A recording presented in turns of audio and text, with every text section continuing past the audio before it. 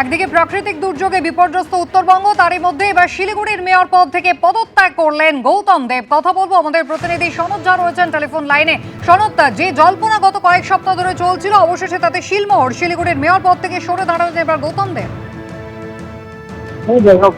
যেটা হচ্ছে, গৌতম দেব নির্বাচনে হারার পর থেকেই একটা মানসিক প্রস্তুতি নিয়েছিলেন, তিনি পদত্যাগ করবেন। তবে অপেক্ষা করছিলেন যে প্রাক্তন মুখ্যমন্ত্রী মমতা বন্দ্যোপাধ্যায় নির্দেশে। তো যেটা তার যে দাবি, এই পদত্যাগের পেছনে যেটা তার আগে যেটা বলছিলেন যে শিলিগুড়ির মানুষ তার উপর ভরসা রাখেনি, তিনি মেয়র হলেও প্রচুর ভোটের ব্যবধানে তিনি এবার পরাজিত হয়েছেন, যে কারণে তার মনে হয়েছে যে আর থাকা উচিত না। তবে এই মধ্যবর্তী সময়ে সমস্ত কাজ বন্ধ হয়ে গেছিল, কোনো রকম ভাবে রাজ্য সরকার সহযোগিতা ছিল না।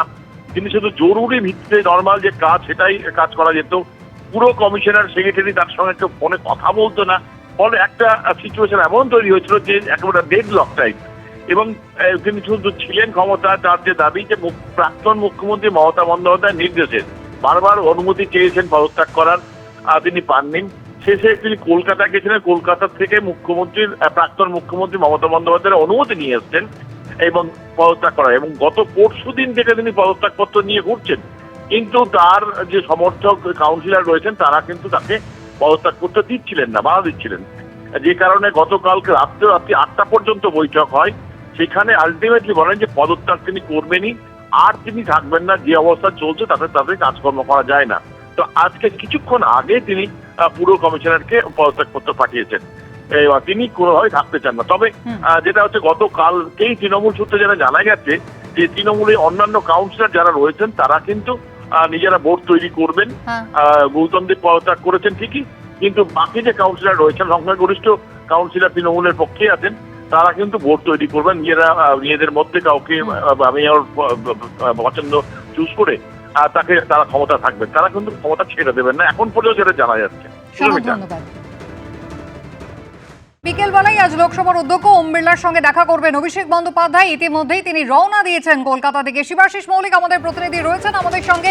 শিবাশিস, আমরা জানি কদিন আগেই কীর্তি আজাদ, সাগরিকা ঘোষ তারা অভিষেক বন্দ্যোপাধ্যায়ের সই করা একটি চিঠি স্পিকারের হাতে তুলে দিয়েছিলেন, সেই সংক্রান্ত আলোচনায় কি আজ হবে? শুরুতেই তোমায় বলে রাখি যে গত 2 সপ্তাহ ধরে আমরা জানি যে তৃণমূলের বিশেষ করে লোকসভায় তৃণমূলের সাংসদদের মধ্যে যে বিদ্রোহ দেখা যাচ্ছিল, যেখানে শতাব্দী রায়, কাকলি ঘোষ দস্তিদার তারা তৃণমূল থেকে সরে দাঁড়াতে চাইছিলেন। এবং গত রোববার যা দেখা গেল, শতাব্দী রায়, কাকলি ঘোষ দস্তিদার, সুদীপ বন্দ্যোপাধ্যায়রা তারা 19 জন সাংসদ, 20 জন পরে রচনা বন্দ্যোপাধ্যায় তাদের সাথে মঙ্গলবার গিয়ে দেখা করেন স্পিকারের সঙ্গে। এবং এই 20 জন বিদ্রোহী সাংসদ তারা জানিয়েছেন তারা তৃণমূল কংগ্রেস থেকে সরে দাঁড়িয়ে এনসিপিআই এর সঙ্গে তৃণমূল কংগ্রেসের মার্জার চাইছেন। এই দেখা করার আগেই কিন্তু সাগরিকা ঘোষ এবং কীর্তি আজাদ তারা দেখা করেছিলেন লোকসভার অধ্যক্ষের সঙ্গে এবং ওম বিড়লার সঙ্গে দেখা করে তারা কিন্তু জানিয়ে দেন যে অভিষেক বন্দ্যোপাধ্যায়, যেহেতু তৃণমূল কংগ্রেসের লোকসভার নেতা ছিলেন 28 জনের অভিষেক বন্দ্যোপাধ্যায় একটা চিঠি দিয়ে ওম বিড়লাকে জানান যে কোনো রকম সিদ্ধান্ত নেওয়ার সময় পৃথক ব্লক তৈরি করতে কোনো আবেদন এলে তার সঙ্গে কথা বলে তারপরই যেন লোকসভার অধ্যক্ষ ওম বিড়লা সিদ্ধান্ত নেন। সেই মর্মে চিঠি আগেই পৌঁছে গিয়েছিল এবং সেই চিঠির পাল্টা মঙ্গলবার কিন্তু লোকসভার অধ্যক্ষ তিনি অভিষেক বন্দ্যোপাধ্যায়কে চিঠি দিয়ে জানান যে তাদের বক্তব্য শোনার জন্য তিনি অপেক্ষা করছেন এবং তারপরে তিনি সিদ্ধান্ত নেবেন। এরপরই কিন্তু অভিষেক বন্দ্যোপাধ্যায় আজকে তিনি দিল্লিতে আসছেন। দিল্লিতে আর কিছুক্ষণ পরেই দিল্লি এসে পৌঁছবেন অভিষেক বন্দ্যোপাধ্যায়। আজ বিকেল 5টার মধ্যে সংসদে গিয়ে লোকসভার অধ্যক্ষ ওম বিড়লার সঙ্গে দেখা করবেন অভিষেক বন্দ্যোপাধ্যায়। আলোচনা হবে তৃণমূল কংগ্রেসের এই ভাঙন প্রসঙ্গে। ধন্যবাদ।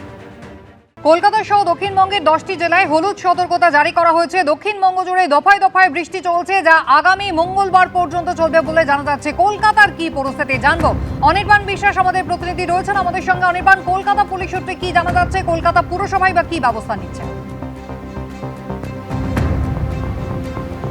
দেখো, তোমাকে প্রথমে জানিয়ে রাখি যে কলকাতা পুরসভা ইতিমধ্যে কিন্তু তার যে কন্ট্রোল রুম সেই কন্ট্রোল রুম কিন্তু ইতিমধ্যে তারা খুলেছে। এবং তুমি জানো যে 21শে জুন যেহেতু আন্তর্জাতিক যোগা দিবস রয়েছে, প্রধানমন্ত্রী নরেন্দ্র মোদী তিনি শহরে আসছেন, স্বাভাবিকভাবে কর্পোরেশনের যারা বিভিন্ন কর্মীরা রয়েছে তাদের ছুটি কিন্তু ইতিমধ্যে বাতিল করা হয়েছে।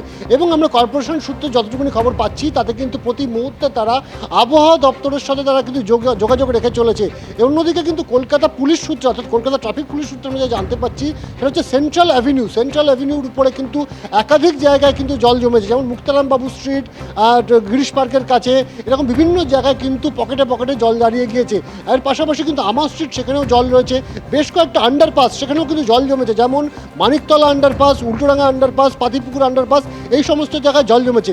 অন্যদিকে যদি দক্ষিণের ছবিটা দেখা যায়, কলকাতা পুলিশ বলছে দক্ষিণে সেই অর্থে বিরাট প্রভাব না পড়লেও কিন্তু বেশ কিছু পকেটে কিন্তু অল্প বিস্তর জল জমছে এবং সে কারণে কিন্তু গাড়ির গতি অত্যন্ত স্লথ।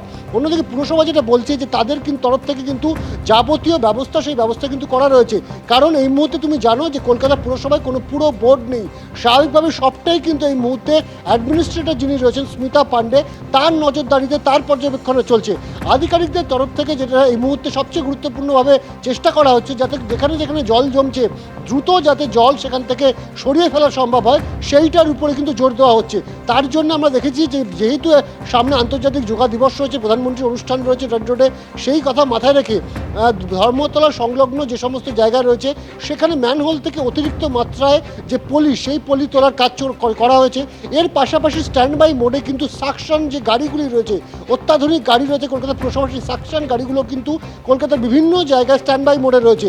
অন্যদিকে পুরসভা যেটা বলছে যেভাবে বৃষ্টি হচ্ছে এইভাবে যদি বৃষ্টি চলতে থাকে এবং জোয়ারের সময় যদি বৃষ্টি হয় তাহলে লক গেটগুলো খোলা সম্ভব হয় না। অন্যান্য বছর যে পন্থা তারা নেন এবছরও কিন্তু সেই একই পন্থা তারা নেবেন। সেক্ষেত্রে কিন্তু লক গেট বন্ধ থাকা অবস্থায় যদি ভারী বৃষ্টি হয় শহরে, তাহলে সেক্ষেত্রে তারা পাম্প দিয়ে জমে থাকা জল সেটাকে কিন্তু ওভারফ্লো করিয়ে গঙ্গায় ফেলার একটা পরিকল্পনা করবে, এমনই কিন্তু এখনো পর্যন্ত সিদ্ধান্ত হয়েছে। তবে পুরসভা বলছে এখনো পর্যন্ত কিন্তু জল জমার বিরাট কোনো খবর তাদের কাছে নেই, কিন্তু কলকাতা ট্রাফিক পুলিশ সূত্রে আমাদের যে খবর যে বেশ কিছু পকেটে কিন্তু জল জমেছে, যে কারণে কিন্তু উত্তর এবং দক্ষিণ কলকাতা বিভিন্ন জায়গায় কিন্তু জল জমছে। ইতিমধ্যেই কলকাতা পুরসভার অ্যাডমিনিস্ট্রেটর স্মিতা পান্ডে তিনি কিন্তু উপযুক্ত ব্যবস্থা নিচ্ছেন। অনির্বাণ, ধন্যবাদ। আর এবার উত্তরবঙ্গের খবরে নজর রাখতে হবে। ইতিমধ্যেই কিন্তু প্রাকৃতিক দুর্যোগ বলা যায়, কারণ একদিকে দুধিয়ার উপরে যে অস্থায়ী ব্রিজ সেটা কিন্তু ভেসে চলে গিয়েছে, আর অন্যদিকে জাতীয় সড়কে ধস, 110 নম্বর জাতীয় সড়কে ধস নেমেছে। পাহাড়ে ইতিমধ্যেই ছোট বড় ধস, আর তাতেই কিন্তু একেবারে যান চলাচল বিপর্যস্ত হয়ে পড়েছে। রাজা চট্টোপাধ্যায় আমাদের প্রতিনিধি রয়েছেন আমাদের সঙ্গে এই মুহূর্তে সরাসরি। রাজা, উত্তরবঙ্গের পরিস্থিতি সামগ্রিকভাবে আমি তোমার কাছে প্রথমে একবার জানতে চাই। দেখো, গতকাল থেকেই কিন্তু অবিরাম বৃষ্টি শুরু হয়েছে। পাহাড়ে ভুটান এবং সিকিম এলাকায় যে বৃষ্টিপাত হচ্ছে সেই বৃষ্টির জেরে কিন্তু পাহাড়ের একাধিক রাস্তা কিন্তু বন্ধ হয়ে গিয়েছে। দার্জিলিংয়ের সাথে শিলিগুড়ির যোগাযোগ প্রায় বিচ্ছিন্ন বলা যেতে পারে। 110 নম্বর যে রাস্তা রয়েছে সেখানে কিন্তু ধস পড়েছে এবং একাধিক নদীর কিন্তু জল বাড়ছে। আমি এই মুহূর্তে দাঁড়িয়ে রয়েছি তিস্তা নদীর সামনে। তোমাকে আমি দেখাবো সেই ছবিটা, যে পাহাড়ে যে বৃষ্টি প্রতিবার হয় সেই বৃষ্টির জেরে কিন্তু এই তিস্তা নদী কিন্তু ফুসতে থাকে। ঠিক একইভাবে কিন্তু গতকাল রাত থেকে যে পাহাড়ে বৃষ্টি হচ্ছে সেই বৃষ্টির জোরে কিন্তু তোমাকে আমি ছবিটা দেখাচ্ছি, দেখছো কিভাবে জল আসছে পাহাড় থেকে। স্বাভাবিকভাবেই এইসব এলাকায় কিন্তু ইতিমধ্যেই সেচ দপ্তরের তরফ থেকে অসংরক্ষিত এলাকা যেগুলো রয়েছে সেখানে কিন্তু হলুদ সংকেত জারি করেছে। সব মিলিয়ে কিন্তু পাহাড়ের যে পরিস্থিতি এবং ডুয়ার্সের একাধিক নদীর কিন্তু জল বাড়তে শুরু করেছে। যেমন তুমি জানো যে পাহাড়ে অবিরাম বৃষ্টি হতে থাকলে ডুয়ার্সের যে একাধিক নদীগুলো রয়েছে সেই নদী কিন্তু জল বাড়তে শুরু করে। স্বাভাবিকভাবেই কার্শিয়াঙ্গে দুধিয়ায় ভেঙে পড়েছে অস্থায়ী সেতু। বিভিন্ন জায়গায় কিন্তু এরকম ঘটনা ঘটবে, কিন্তু গতবার যে ভয়াবহ বন্যা হয়েছিল সেই বন্যায় কিন্তু ক্ষতিগ্রস্ত হয়েছিল একাধিক সেতু, সেগুলোর কাজ কিন্তু এখনও সম্পূর্ণ হয়নি। তার মধ্যেই কিন্তু পাহাড়ে এইভাবে বৃষ্টি শুরু হয়েছে। তিস্তার জল, তিস্তা, রায়ডাক, তোরসা নদীর জল কিন্তু বাড়তে শুরু করেছে। ইতিমধ্যেই কিন্তু সেচ দপ্তর থেকে বিভিন্ন এলাকায়, অসংরক্ষিত এলাকায় কিছু কিছু জায়গায় লাল সংকেত জারি করেছে, কিছু কিছু জায়গায় হলুদ সংকেত জারি করেছে। সব মিলিয়ে কিন্তু একটা বিপর্যয় অবস্থা তুমি বলতেই পারো যে গতবার যে ভয়াবহ বন্যা জলপাইগুড়িতে হয়েছিল তার কিন্তু এবারও আসতে পারে, কারণ বিভিন্ন এলাকায় সেই সমস্ত অসমাপ্ত কাজ যেগুলো রয়েছে সেগুলো কিন্তু এখন সম্পূর্ণ হয়নি। সবে নতুন সরকার এসেছে, তারা কিন্তু কাজগুলো করতে শুরু করেছে। ইতিমধ্যেই কিন্তু এই বর্ষা নেমে গেল এবং পাহাড়ে যে বৃষ্টি শুরু হয়েছে, আগামী 24 ঘন্টায় কিন্তু ভারী বৃষ্টিপাতের সম্ভাবনা একেবারে রয়েছে। রাজা, তুমি দুধিয়ার কথা বলছিলে, সেই ছবিটা একবার দর্শকদের দেখিয়ে দিই যে গত 10ই অক্টোবর থেকে কিন্তু অস্থায়ী ব্রিজ নির্মাণের কাজ শুরু হয়েছিল। গত বছর প্রবল বৃষ্টি যখন হয়েছিল উত্তরবঙ্গে, সেই সময় জলের তোড়ে ভেসে গিয়েছিল একাধিক রাস্তা, সেতু পুনর্নির্মাণের কাজ শুরু হয়েছিল অক্টোবর থেকে। 54 কোটি টাকার এই অস্থায়ী ব্রিজ নির্মাণের কাজ শুরু হয়েছিল। সিমেন্ট, পাইপ, পাথর দিয়ে ব্রিজের নির্মাণ কাজ চলছিল। প্রায় 468 মিটারের এই ব্রিজ তৈরিতে মোট 132টি হিউম পাইপ ব্যবহার করা হচ্ছে। কিন্তু তারই মধ্যেই প্রবল বৃষ্টি আর প্রাকৃতিক দুর্যোগ, বালাসন নদীর জল ইতিমধ্যেই বেড়ে গিয়েছে। আপনারা জানেন উত্তরবঙ্গের একাধিক নদী কিন্তু রীতিমতো ফুঁসছে এবং তার ফলে কিন্তু এবার অস্থায়ী যে ব্রিজ তাও কিন্তু ভেসে গেল। রাজা চট্টোপাধ্যায় আমাদের প্রতিনিধি রয়েছেন আমাদের সঙ্গে। আমি রাজা, তোমার সঙ্গে আরেকবার যদি জানতে চাইবো, যে দুধিয়া গত বছর আমরা দেখেছিলাম যে পাকা যে ব্রিজটা ছিল সেটা ভেঙে গিয়েছিল এবং তারপরেই অস্থায়ী ব্রিজ তৈরির কাজ শুরু হয়েছিল, সেটাও এবার জলের তোড়ে ভেসে গেল। বর্ষা সবে শুরু। হ্যাঁ কুসুমিতা, তুমি ঠিকই বলেছো। দেখো, তুমি জানো যে গতবার যে সমস্ত বন্যায় যে সমস্ত এলাকায় ক্ষতি হয়েছিল, সেই ক্ষতির কাজগুলো কিন্তু নতুন সরকার এসেই শুরু করেছে। তার মধ্যেই এই প্রাকৃতিক দুর্যোগ যেভাবে বৃষ্টি হচ্ছে এবং আগামীতে যে বৃষ্টির সতর্কতা রয়েছে, এই কাজগুলো কিন্তু এই বছরও ঠিকঠাক সম্পূর্ণ হবে কিনা সেই নিয়ে কিন্তু একটা চিন্তা রয়েছে। কারণ শুধু পাহাড় নয়, একাধিক ডুয়ার্সের বিভিন্ন এলাকায় কিন্তু এইভাবে একাধিক সেতু সেগুলো কিন্তু ভেঙে গিয়েছিল, সেগুলোর কাজ কিন্তু এখনও অসমাপ্ত রয়েছে, সেগুলোর কাজ এখনও হয়নি। সবে বৃষ্টি শুরু হলো, আগামীতে তো প্রচুর বৃষ্টিপাত হবে, কিন্তু সেই সময় আমাদের সেই দেখা থাকবে যে কি পরিস্থিতি তৈরি হয়। যুদ্ধকালীন পরিস্থিতিতে কিন্তু প্রশাসন কাজ শুরু করবে এবার বলেছে, কিন্তু এখন পর্যন্ত যা খবর রয়েছে, বিভিন্ন যে একাধিক সেতু তুমি কথা বলছিলে, সেগুলোর কাজ কিন্তু নতুন সরকার এসে শুরু করেছে। তার মধ্যেই কিন্তু এই ভারী বৃষ্টি আগামীতে কি হয় সেটাই আমাদের দেখার। একেবারে রাজা, ধন্যবাদ। দক্ষিণবঙ্গের খবর আপনাদের আবারও জানাবো। উত্তরবঙ্গে একেবারে প্রাকৃতিক বিপর্যয়, ইতিমধ্যেই যোগাযোগ ব্যবস্থা কিন্তু প্রায় ভেঙে পড়েছে বলা যায়। কারণ একদিকে দুধিয়ার উপরে অস্থায়ী সেতু যেমন ভেঙে পড়েছে, তেমনি 110 নম্বর যে জাতীয় সড়ক, সেখানেও কিন্তু ইতিমধ্যেই ছোট বড় ধস নামতে শুরু করেছে পাহাড় থেকে। আমাদের দুই প্রতিনিধি সরাসরি আমাদের সঙ্গে এই শহরের ছবি আমাদের দেখাবেন। সুকান্ত মুখোপাধ্যায় রয়েছেন আমাদের সঙ্গে। অন্যদিকে হাওড়ায় কিন্তু সকাল থেকেই শুরু হয়েছে প্রবল বৃষ্টি। সুনীত হালদারের কাছে যাব, তবে আগে সুকান্তর কাছে শহরের ছবিটা জানবো। আবহাওয়া দপ্তরের কি পূর্বাভাস, সুকান্ত? দেখো, সেন্ট্রাল এভিনিউতে আমরা এই মুহূর্তে দাঁড়িয়ে রয়েছি। সরাসরি তোমাকে ছবিটা দেখাবো যে আগে কিছুটা জায়গা জুড়ে কিন্তু জলমগ্ন পরিস্থিতি তৈরি হয়েছে, তবে ইতিমধ্যে কলকাতা পুরসভার তরফে সেখানে কিন্তু গাড়ি পাঠানো হয়েছে এবং যাতে দ্রুত এই জল নামানো যায়। এবং ঠিক এই যে সেন্ট্রাল এভিনিউর যা একেবারে চাঁদনি চক থেকে সরাসরি এমজি রোড ক্রসিং এর দিকে যাচ্ছে, সেইখানে কিছুটা জায়গা এই মুহূর্তে জলমগ্ন পরিস্থিতি তৈরি হয়েছে, তবে জল দ্রুত নেমে যাবে এমনটাই আমরা পুরসভার তরফ থেকে জানতে পারছি। আজকে সকাল থেকে যে চিত্রটা ছিল, অন্ততপক্ষে সকাল 8টা পর্যন্ত কালো মেঘে ঢেকে গিয়েছিল গোটা শহরের যে আকাশ সীমা থাকে সেটা, এবং তারপরে 8:30টার কিছু পর থেকে ঝোড়ো হাওয়া, তার সঙ্গে প্রবল বৃষ্টি শুরু হয়।